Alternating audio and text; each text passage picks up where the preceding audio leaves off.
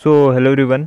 तो दोस्तों आज फिर मैं आप लोगों के लिए मैथमेटिक्स का क्वेश्चन लेके आ गया हूं और ये नेवी एमआर के लिए है। और एक और चीज़ मैं बता देता हूं कि अगर कोई बंदा है जो कि ग्रुप वाई के लिए, एयरफोर्स ग्रुप वाई के लिए प्रिपरेशन कर रहा है, तो वो भी इन क्वेश्चन को देख सकता है, क्योंकि इसमें कुछ क्वेश्चन ऐसे भी हैं जो कि नेवी एयरफोर्स ग्रुप वाई के लिए भी हैं। बाकी जो नेवी एमआर के लिए हैं वो सब लोग तो देखेंगे ही देखेंगे, ठीक है।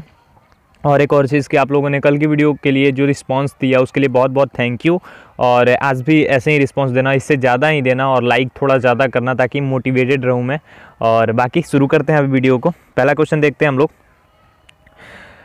6500 रुपये को गौतम, प्रदीप और गोपाल को 6:4:3 के अनुपात में बांटने पर गोपाल का भाग क्या होगा। तो 6500 रुपया है और 3 लोग हैं, गौतम, प्रदीप और गोपाल। यहाँ पे इस अनुपात में उन्हें बांटना है, ठीक है। और हमें बताना है कि जो गोपाल को मिलेगा कितना पैसा गोपाल को मिलेगा, ठीक है। तो इसके लिए क्या करना है, अनुपात के लिए सिंपल, पहले अनुपातों को जोड़ लेना है, यानी कि 6, 4 और 3 हो जाएगा 13, ठीक है। टोटल अनुपात का योग हो जाएगा 13। अब इसको गोपाल का भाग हमें निकालना है, तो सिंपली क्या करना है, हमें जो टोटल है राशि 6500 रुपये, उसमें मल्टीप्लाई करना है 3 से और बाई 13। तो हम जब कट करेंगे इसे, देखिए कट करेंगे यहाँ पे, तो 500 हो जाएगा और 500 में फिर 300 से गुणा करेंगे तो हमारा कितना हो जाएगा 1500 रुपये। अगर हम चाहें तो हम निकाल सकते हैं उन दोनों का भी। देखिए अगर क्रमशः है तो इसलिए गोपाल सबसे लास्ट में है, तो 3 को इसलिए मैंने लिया। ये भी क्लियर कर दूं मैं, गोपाल लास्ट में है, लाइन बाय लाइन बता रहा है, मतलब क्रमशः क्रम में बता रहा है कि गौतम पहले है, फिर प्रदीप, तब गोपाल, और वैसे ही दिया है अनुपात भी, तो इसलिए मैंने 3 को लिया है। तो अगर हम गौतम का भी निकालना चाहे तो सिंपली क्या करना होगा, हमें 3 की जगह 6 रखना होगा, ठीक है। और सिंपल कटा देंगे यहाँ पे और हमारा निकल जाएगा। इसके लिए आ जाएगा 3000 इसका। और अगर हमें उसका भी निकालना होगा तो यहाँ पे 4 रख लेंगे। अगर हमें प्रदीप के लिए निकालना होगा तो हम यहाँ पे फिर कट करेंगे और 500 आ जाएगा और हमारा यहाँ पे आंसर आ जाएगा 2000। तो तीनों का निकल गया। एक का 6 जिसका है, यानी गौतम का हो जाएगा 3000 और उसके बाद प्रदीप का 2000 और गोपाल का 1500, ठीक है। क्लियर हो गया। कभी भी ऐसा क्वेश्चन है तो ऐसे ही आपको निकालना है, ठीक है। अगला क्वेश्चन देखते हैं हम लोग। दूसरा क्वेश्चन है, एक शहर की जनसंख्या प्रतिवर्ष 10% बढ़ती है। यदि वर्तमान में जनसंख्या 10,890 है तो 2 वर्ष पहले की जनसंख्या ज्ञात करो। एक क्वेश्चन इस प्रकार का मैं पहले भी करवा चुका हूं आज, लेकिन और भी अच्छे से क्लियर कर दूंगा। देखिए मान लो आपका शहर है, आपके शहर की जनसंख्या जो है वो हर साल 10% की रेट से बढ़ती है, मतलब कि हर साल आपकी जो शहर की जनसंख्या है वो 10% बढ़ जाती है, ठीक है। तो हमें क्या बताना है कि मान लो अभी आपकी शहर की जनसंख्या 10,890 है। अब हमें बताना है कि 2 वर्ष पहले कितनी होगी, पहले वाला निकालना है, बाद वाला नहीं, पहले वाला, ठीक है। तो अभी वर्तमान जनसंख्या हमारी हो जाएगी 10,890। ग्रोथ रेट है, यानी कि जो वृद्धि दर है वो है 10% ईयर, मतलब हर साल 10%। टाइम है हमारा 2 ईयर, यानी कि 2 ईयर बैक में जाना है हमें, 2 ईयर बैक में। तो हमारा क्या हो जाएगा, 2 साल पहले की जनसंख्या हमें निकालनी है, तो क्या होगा, वर्तमान जनसंख्या इंटू 100/100 प्लस ग्रोथ रेट, मतलब ग्रोथ परसेंटेज। तो जो ग्रोथ परसेंटेज है और यहाँ पे कर देंगे का स्क्वायर टाइम जो होगा, ठीक है, टाइम। तो अब हम यहाँ पे नीचे देखेंगे, जो वर्तमान जनसंख्या 10,890, उसके बाद यहाँ पे हो जाएगा 100/110, 110 यानी कि 10% जो ग्रोथ रेट है, तो 100 प्लस 10 हो जाएगा 110। और यहाँ पे कर देंगे 2 से, 2 को टाइम 2 ईयर है तो यहाँ पे 2 रख देंगे, ठीक है। अब यहाँ पे आते हैं हम, तो 10,890 और ऐसे हो जाएगा 100/110 और फिर 100/110। तो हमारा कितना आ जाएगा, अगर हम कट करते हैं इससे तो हमारा टोटल जो आ जाएगा 9000। तो जो हमारी जनसंख्या होगी 2 साल पहले की वो 9000। कोई भी क्वेश्चन ऐसे आए आपको सिंपली ऐसे ही करना हो सकता है एक क्वेश्चन आपको नेवी एमआर में पूछा जाएगा इससे, ठीक है। चलिए अगला क्वेश्चन देखते हैं। 3 नंबर हमारा, एक वृत्त की परिधि 88 सेंटीमीटर है, तो वृत्त का क्षेत्रफल क्या होगा। परिधि दिया हुआ है 88 सेंटीमीटर और हमें क्षेत्रफल ज्ञात करना है, एरिया ज्ञात करना है। तो वृत्त की परिधि क्या होता है, 2πr, ये हमको पता है। तो 2πr, तो हमारा जो परिधि है वो 88 सेंटीमीटर है, तो हम इधर रख लेंगे। उसके बाद 2 इंटू पाई का मान होता है 22/7, ठीक है। और इंटू आर, आर हमें पता नहीं है, त्रिज्या हमें पता नहीं है, हमें निकालना है। तो यहाँ पे 88 हो जाएगा इंटू 7, जो 7 है ये ऊपर आ जाएगा 88 के साथ, 88 के साथ, और बाई में हो जाएगा 2 इंटू 22, ठीक है, इज इक्वल टू आर, ठीक है, हो गया। अब हमें आर निकालना है, तो यहाँ पे अगर कट करते हैं हम 22 दूनी 44 और 44 को कट करेंगे 88 से तो 2 हो जाएगा और 2 में 7 से मल्टीप्लाई करेंगे तो हमारा आर हो जाएगा 14 सेंटीमीटर। आर हमारा निकल गया 14 सेंटीमीटर। अब हमें क्या करना है, वृत्त का क्षेत्रफल निकालना है। वृत्त का क्षेत्रफल क्या होता है, पाई आर स्क्वायर। तो पाई आर स्क्वायर करेंगे हम तो 22/7 इंटू 14 गुना 14। हम अगर कट करते हैं यहाँ पे तो 2 हो जाएगा और अगर हम तीनों को मल्टीप्लाई करेंगे 22 को, 2 को और 14 को तो 616 सेंटीमीटर आएगा। आप करके देख लेना, यही आंसर आएगा। ठीक है, चलिए नेक्स्ट क्वेश्चन देखते हैं। तो देखिए, एक वस्तु का अंकित मूल्य 125 रुपये है। यदि 8% छूट दिया जाए तो विक्रय मूल्य क्या होगा। तो विक्रय मूल्य यानी कि हमें एसपी निकालना है। ठीक है, और हमारा जो अंकित मूल्य है वो है हमारा 125 रुपये। ठीक है, हमारा जो छूट परसेंटेज है वो है 8%। ठीक है, अब हमें निकालना है। ठीक है, देखिए SP is equal to C P into 100 minus छूट। जो छूट दिया जा रहा है यानी कि जो 8 छूट दिया जा रहा है 8%, वो 100 माइनस छूट हो जाएगा, उसके बाद अपॉन 100। ठीक है, हम ये कर देंगे। अब यहाँ पे देखिए 125 इंटू 92 हो जाएगा, 100 में से 8 घट जाएगा तो 92 आ जाएगा और नीचे हो जाएगा 100। हम जब कट करेंगे इसे तो हमारा कितना आ जाएगा 115 रुपये। तो जो सही आंसर हो जाएगा 115 रुपये। अगर हम 8% की छूट देंगे उस वस्तु पे 125 वाली पे तो हमें 115 रुपया ही वो देगा, जिसको हम छूट दे रहे हैं। मतलब हम अगर दुकानदार हो गए तो ग्राहक हमें 115 रुपया ही देगा। ठीक है, चलिए नेक्स्ट क्वेश्चन देखते हैं। आई होप कि आप लोगों को क्लियर हो रहा होगा, कमेंट करके बताना भी आप लोग।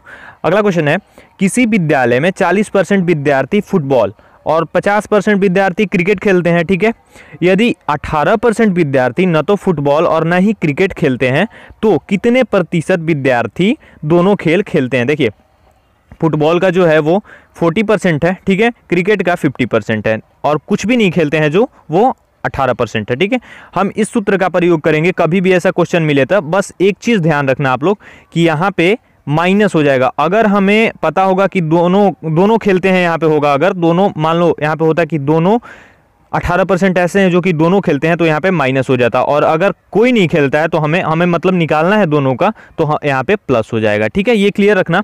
अब हमारा ये हो जाएगा 100 इज इक्वल टू 40 + 50 + 18। ठीक है, 40 हमारा फुटबॉल का, 50 इसके लिए NB के लिए, और जो 18% है कुछ भी नहीं खेलते हैं तो इसके लिए यहाँ पे हो जाएगा हमारा। जब हो जाएगा 100 इज इक्वल टू 108। ठीक है, अब हम अगर बोथ का निकालना चाहें तो हमें कितना हो जाएगा, 108 में से हम माइनस कर देंगे 100 को तो हमारा कितना आ जाएगा 8%। तो जो 8% ऐसे विद्यार्थी हैं जो कि दोनों खेलों को खेलते हैं। ठीक है, समझ गए आप लोग। अगला क्वेश्चन देखते हैं हम लोग। A और B की वार्षिक आयों में 4:3 तथा उनके वार्षिक व्ययों में 3:2 का अनुपात है। यदि वर्ष के अंत में उनमें से प्रत्येक 600 रुपये बचाता हो तो A की वार्षिक आय ज्ञात करें।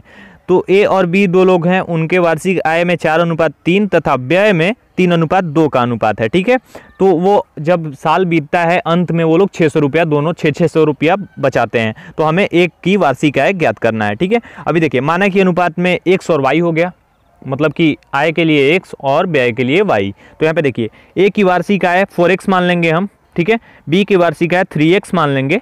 ठीक है, A का वार्षिक व्यय 3y मान लेंगे और B का वार्षिक आय 2y मान लेंगे। अब हम सिंपल यहाँ पे कर देंगे, 600 रुपये बचता है तो x की जगह हम 600 रुपये को रख लेंगे।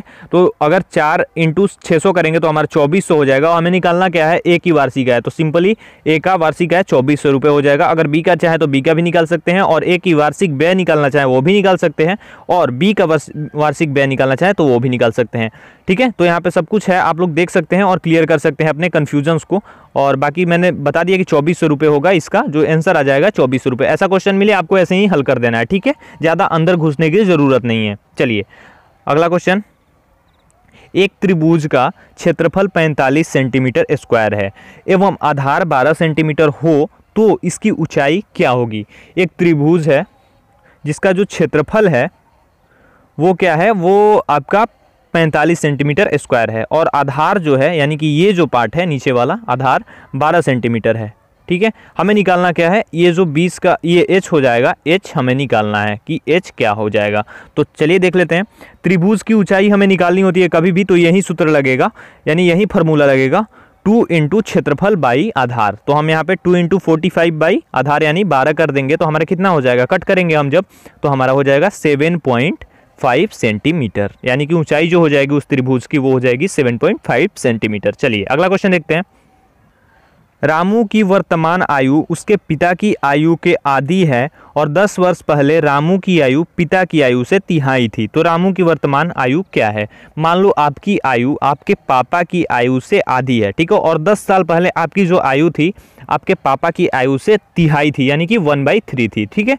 तो रामू की वर्तमान आयु हमें निकालनी है, मतलब कि आपको अपना जो आपकी जो वर्तमान आयु है, आपका जो प्रेजेंट एज है वो निकालनी है, ठीक है। माना कि रामू की वर्तमान आयु x वर्ष तथा उसके पिता की आयु 2x हो जाएगा। मान लो हम अगर रामू की वर्तमान आयु x मानते हैं तो हम उसके पिता की वर्तमान आयु 2x हो जाएगी, यानी कि आधा है। यहाँ पे लिख रहा है कि रामू की वर्तमान आयु उसके पिता की आयु के आधी है, यानी कि जब उसकी x है तो उसके पिता की 2x हो जाएगी, ठीक है, ये क्लियर है। अतः प्रश्नानुसार यानी कि जो सवाल पूछा है उसके अनुसार 3x माइनस 10, ठीक है, is equal to 2x minus 10, ठीक है। अब हम अगर यहाँ पे करेंगे तो 3x माइनस 30 हो जाएगा, 3 में x से होगा तो 3x और माइनस 10 में और 3 से अगर हम मल्टीप्लाई करेंगे 30 और यहाँ पे 2x माइनस 10, यहाँ पे 3x और माइनस 2x, इसको माइनस में ला देंगे, इधर 3x माइनस 2x कर देंगे और जब ये माइनस में आया यहाँ पे प्लस से माइनस में आ गया तो ये भी माइनस से प्लस में आ जाएगा, तो 30 माइनस 10 करेंगे हम तो हमारा कितना हो जाएगा x इज इक्वल टू 20। तो रामू की जो एज होगी वो 20 ईयर होगी और उसके पिता की हो जाएगी 2x कर देंगे तो हमारी 40 ईयर, 40 ईयर उसके पिता की और 20 ईयर उसकी, ठीक है, क्लियर। अगला क्वेश्चन, एक बेईमान दुकानदार अपनी वस्तु को लागत मूल्य पर बेचने का दावा करता है परंतु वह 1 केजी के स्थान पर 950 ग्राम ही तौलता है, तो उसका लाभ प्रतिशत क्या है। देखिए कुछ ऐसे बेईमान लोग होते हैं जो कि दावा तो करते हैं बड़े बड़े कि हाँ बिल्कुल सही है, सब कुछ सही है, लेकिन वो बहुत ही ज़्यादा गलत काम करते हैं। तो वैसे ही एक दुकानदार है जो कि 1 केजी के स्थान पर 950 ग्राम ही तौलता है जब वो वजन करता है, तो ठीक है। तो उसका लाभ प्रतिशत क्या है, तो देखिए बेईमान दुकानदार का लाभ प्रतिशत इज इक्वल टू त्रुटि, त्रुटि नहीं उसे चोरी ही बोलेंगे, चोरी, उसके बाद सत्य माप माइनस त्रुटि यानी कि चोरी इंटू 100। अब देखिए त्रुटि का मतलब ये हुआ जो चोरी हुआ 50 ग्राम उसने चुराया, उसको इंटू 100 को ऊपर ला देंगे, 100 बाई 1000 ग्राम, मतलब कि जो सत्य माप का मतलब हुआ टोटल जो वजन है यानी कि 1 केजी यानी कि 1000 ग्राम वो सत्य माप हो गया, माइनस जो फिर से त्रुटि को यानी कि जो चोरी किया है उसने 50 ग्राम वो ला देंगे हम, ठीक है। अब हमारा कितना हो जाएगा 5000 टोटल, ये ऊपर हम मल्टीप्लाई करेंगे 100 को 50 में तो 5000 बाई 950, ठीक है, इज इक्वल टू फिर हम कट कर देंगे जब तो हमारा कितना हो जाएगा 19 और ये 100, ठीक है। तो 100 बाई 19 हो जाएगा, इसको और थोड़ा सा करेंगे आगे तो हमारा हो जाएगा, मान लो यहाँ पे सेटिस्फाई नहीं कर रहा है किसी क्वेश्चन में आपका ऑप्शन आ गया तो आप यहाँ पे भी कर सकते हो 5/5/19, ठीक है, समझ गए, ये क्लियर हो गया ये क्वेश्चन। अगला क्वेश्चन है हमारा लास्ट क्वेश्चन आज का, 5x + 4 is equal to 3x + 8, तो x का मान क्या होगा। ऐसा क्वेश्चन आता है नेवी एमआर के एग्जाम में, 1 नंबर का क्वेश्चन आपका आएगा, आपको बिल्कुल तुरंत कर लेना है इसको। सिंपली यहाँ क्वेश्चन देखते ही आप लोग कर लोगे कि 5x माइनस 3x को माइनस कर देंगे, 5x में से माइनस करेंगे 3x को 2x आ जाएगा, ठीक है, और 8 में से इधर आएगा जब 4 तो माइनस तो होगा ही, तो simply 2x is equal to 4 हो जाएगा, कट कर देंगे हम, हमारा कितना आ जाएगा x इज इक्वल टू 2 आ जाएगा। बिल्कुल सिंपली ये सब क्वेश्चन देख के 5 सेकंड के अंदर करने वाले हैं, ठीक है। तो बस ऐसे ही करना है आपको, बाकी और भी मैं डेली करता रहूँगा, करवाता रहूँगा, जिससे कि आप लोगों का और भी जो कन्फ्यूज़न होगा थोड़ा सा और भी कन्फ्यूज़न होगा आगे क्लियर होते होते पूरा एग्ज़ाम तक क्लियर हो जाएगा। और मैं 100% गारंटी के साथ बोल रहा हूँ कि आपका एग्ज़ाम बहुत ही बेहतर जाएगा अगर आप ऐसे प्रिपरेशन करोगे अच्छे से तब, ठीक है। बाकी आपके लिए जीके की भी वीडियोज़ आ रही हैं, आपके लिए साइंस की भी वीडियोज़ आ रही हैं, तो मैं अपने तरफ से पूरा एफर्ट लगा रहा हूं, बस आपको देखना है और उसके अनुसार उसके अकॉर्डिंग काम करना है, ठीक है। अभी ये 10 क्वेश्चन मैंने क्लियर करवाया, इससे आपके 100 क्वेश्चन क्लियर होंगे अगर आप करना चाहोगे तो इसके आधार पर, ठीक है। तो इसीलिए मैं करवा रहा हूँ, हर टाइप के क्वेश्चन क्यों ले रहा हूं, ताकि आपको एक क्वेश्चन ही नहीं, मान लो अगर मैं एक दिन परसेंटेज पढ़ाऊंगा तो सिर्फ आप एक दिन परसेंटेज ही पढ़ोगे, लेकिन अगर 10 क्वेश्चन अलग अलग तरीके का पढ़ाऊंगा तो आपको 10 से अगर हम एक क्वेश्चन पे 10 क्वेश्चन भी माने तो 100 क्वेश्चन आप कर पाओगे। तो इसलिए मैं करवा रहा हूँ, अभी एग्जाम के लिए ये बहुत ज़्यादा जरूरी है क्योंकि टाइम बहुत कम बचा है एग्जाम में, आपको पता है कि फरवरी में आपका एग्जाम होगा ही होगा, ठीक है। तो अच्छे से प्रिपरेशन करो, लगे रहो, और बाकी चैनल को सब्सक्राइब नहीं किया है, जो लोग नए हैं तो सब्सक्राइब करो और बेल आइकन को प्रेस कर दो, जो लोग पुराने हैं वो लाइक कर दो और शेयर कर दो अपने दोस्तों के साथ। बाकी कोई भी सजेशन हो तो आप कमेंट सेक्शन में कमेंट करो और मुझे सजेस्ट करो। बाकी मुझसे अगर बात करना चाहते हो पर्सनली तो मुझे इंस्टा और फेसबुक पे फॉलो कर सकते हो, लिंक है डिस्क्रिप्शन में। ठीक है, तो मिलता हूँ अगली वीडियो में, तब तक के लिए धन्यवाद, अपना ख्याल रखिए।